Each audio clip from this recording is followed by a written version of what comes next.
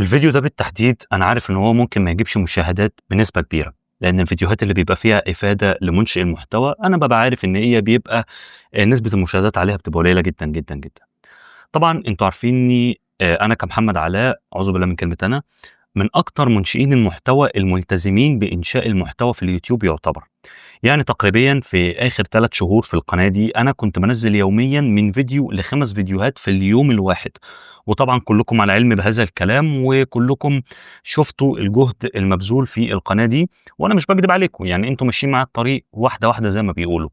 لو جينا حضراتكم في الشهر اللي هو أكتوبر زي ما أنت ما شايف، يوميًا كنا بننزّل فيديوهات، تمامًا؟ نوفمبر نفس الموال، يوميًا زي ما أنت ما شايف حضرتك قدّام عينك. لكن في ديسمبر حصل معايا بعض الدروبات وبعض زي ما بيقولوها الزعل، وكانت حالتي النفسية زي الزفت يعني، خلّتني زي ما أنت ما شايف بقيت مش بانزّل باليوم، بال5 أيام ما فيش مشكلة، ال6 أيام ما انزّلش فيديوهات. طبعًا أنا بقى طالع أتكلّم في إيه في الفيديو ده، زي ما أنتم عارفين إن أنا باخاطب مُنشئ المحتوى في كل حاجة حرفيًا في القناة بتاعتي، كل حاجة من الألف للياء باخاطب فيها مُنشئ المحتوى من الألف للياء زي ما بيقولوا.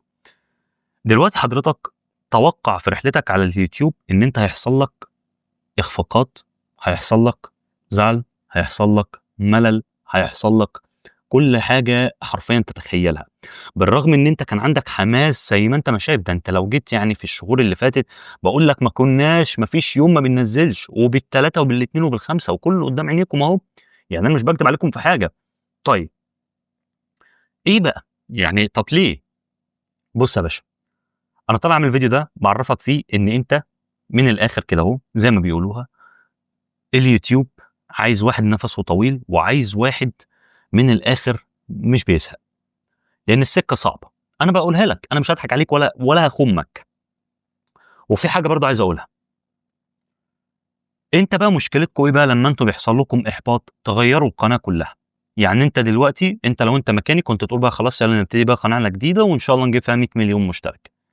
ده أكبر غلط أنت بتعمله. طب وجهدك اللي في الشهور اللي فاتت يروح كده هوا؟ لأ.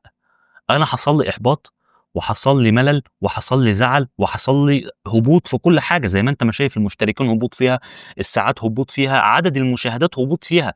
يا بني آدم ده أنا كانت 43,000 مشاهدة دي كنت باجيبها في أول 10 أيام في الشهور اللي فاتت. فلك أن تتخيل لمدة طبعًا كل ده حصل نتيجة إن أنا ما بقيتش بانزّل، يعني زي ما أنت ما شايف الcurve نزل إزاي في الأيام اللي مش بانزّل فيها. تمام، وطبعًا كنت عملت حلقة بخصوص الموضوع ده، الناس اللي بتقول لي نزّل حلقة في الشهر مرّة ومش عارف إيه، طَب أديكم شايفين أهو، يعني أنا باجيب لكم الكلام بالدليل. تمام، فاللي أنا عايز أوصّله لكم يا شباب إن أنت لو أنت حصل لك drop أو حصل لك ملل أو حصل لك زعل أو حصل لك أي حاجة في الحياة، ارجع تاني، وارجع واستمر في القناة بتاعتك اللي أنت بدأتها في الأساس. أكبر غلطة في الدنيا إن أنت تبتدي قناة جديدة.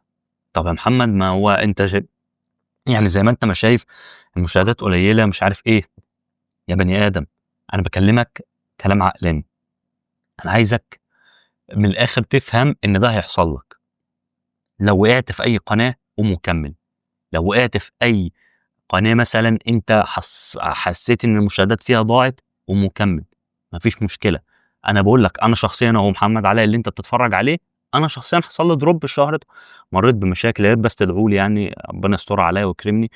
آآ طبعًا المشاكل دي خلّتني ما انزّلش فيديوهات زي ما أنت ما شايف يعني زي ما أنت ما شايف 22، 23، 24، 25، 26، 27، 28 رجعت عملت فيديو، بس بُص في اليوم اللي رجعت عملت فيديو فيه المشاهدات طلعت للمعتاد بتاعها، يوتيوب رجع يسوّق لي الفيديوهات زي ما كانت. فده إن دل على حاجة يدل إن إحنا لازم نستمر في نشر المحتوى. حصل لك دروبات، حصل لك إخفاقات، حصل لك ملل، حصل لك زعل، الحياة كلّها مشاكل وإحنا مش في الجنة، يعني أنت في الدنيا وأنت عارف بهذا الكلام. فلأ، قوم وكمّل وسيبها على الله. تمام، وبس أنا باورّيك أهو، لو حصل لك حاجة زي كده تقوم وتكمّل، ما تبدأش قناة جديدة. بس صلّى على النبي، سلام عليكم.